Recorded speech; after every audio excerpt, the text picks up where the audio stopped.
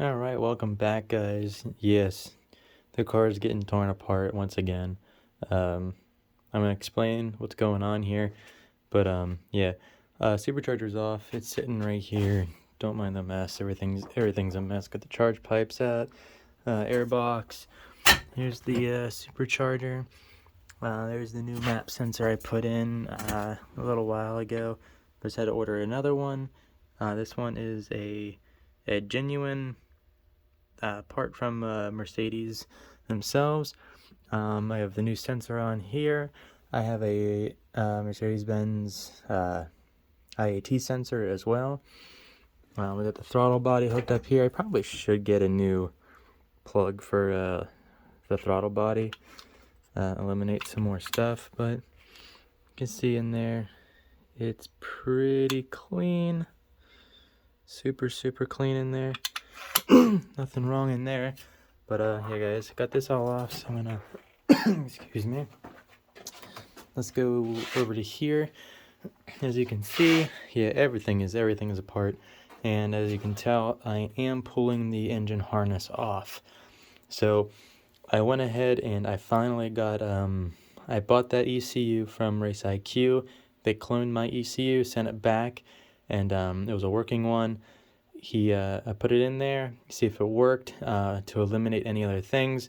And the map sensor that I put on, I spread it apart the pins just a little bit to see if it can get some more a better connection. And all that done, and it still gave me my map circuit fault. So I just it was getting annoying at this point. So I know there's gonna be a wiring issue at this point. There's got to be something wrong in the harness here. Instead of trying to trace it down, I did try to do a continuity test and things like that on the sensor itself with the harness itself, which would be this wire right here. So I kind of went through all this already. At first I didn't get any continuity out of this wire, which I believe is the ground wire here. I didn't get any continuity from the pin from the side of the ECU plug, but then I went down to here and just tapped into it a little bit with my multimeter and my voltmeter, and I got continuity at that point. But then I went back up to the plug and I got continuity then. So I don't know, there's something's not right in there. So instead of going back and forth with all this, since I eliminated that part, eliminated the ECU, so the only part in between is the harness itself. So I went ahead and just bought myself a good used harness, and yeah, so right now I'm actually just taking it all apart. As you guys can see, most of the harness is really just the plugs for all the coil packs and the spark plug, or not spark plugs, but the coil packs and the injectors. That's a big majority of all of this. And then you got just a couple little plugs to your throttle body, IAT sensor, and I can't think of what that one would be then. There's another one right in there, I can't think of what it's called yet. But you got those. You got the knock sensors down here. I just unplugged those, very easy. And over on the side here, the end bolt will be a ground wire right to there. Then you have one more sensor right here, which goes to the air injection pump.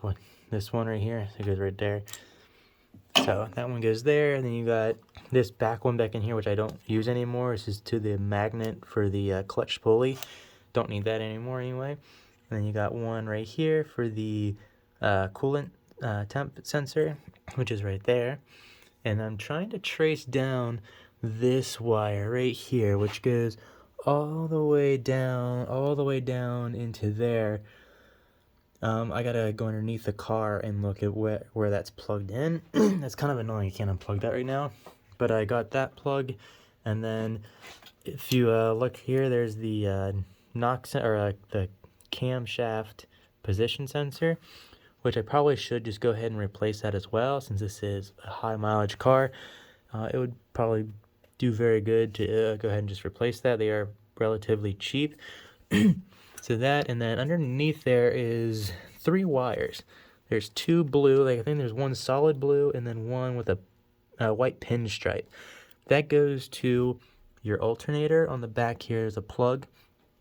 And then there is a purple and white wire, which I'm tracing down, which I believe goes all the way back to the oil, I think it's the oil level sensor, I believe, underneath the back. So, and then you have 2 more plugs that go in the back down there, and then those run, or there's actually 4, never mind, because there's 4 O2 sensors. So there's 2 in the front ones, and then 2 of the back ones. Those would go over to there, so you just unhook those, and then go ahead and lift out some of this here, and I can pull this socket, or whatever this is, out, pop it off from right here, this, unplug a couple of these plugs, which most of these are already unplugged, so I got one more in the back here to unplug, and then you got this blue wire with a green wire on it, and you got this pigtail right here is another plug, and then you go down over to here, which way down in there, here's another plug, undo that one, and then that should be it for the engine harness itself to yank on out. So I'm gonna go ahead and do that, and I'm gonna try to finish up this, clear all that out, get all this prepped up right here, because I did order new valve cover gaskets as well for the sides. I have all brand new gaskets coming in, because I did over torque the gaskets to the manifolds here from the supercharger. I did over torque those, so I may have caused maybe a slight leak with that as well. So I got the right torque specs now that I'm going to do things differently. But I'm gonna go ahead and take off all the coil packs. I'm gonna take out the spark plugs, the sockets as well. I'm gonna take these off, clean them really well, degrease them all. I'm going to paint them. I'm going to paint them yellow as well to match the calipers.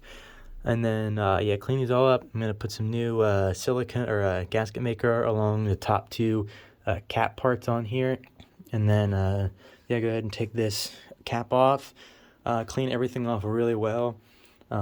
Check all my ground wires again, which I did check a few down there. They seem to be good. And there is another one that's right here, this little wire right here. It runs right down and hooks to the power steering pump. So be sure that one's okay too. And then I'm gonna go ahead and finish up all this.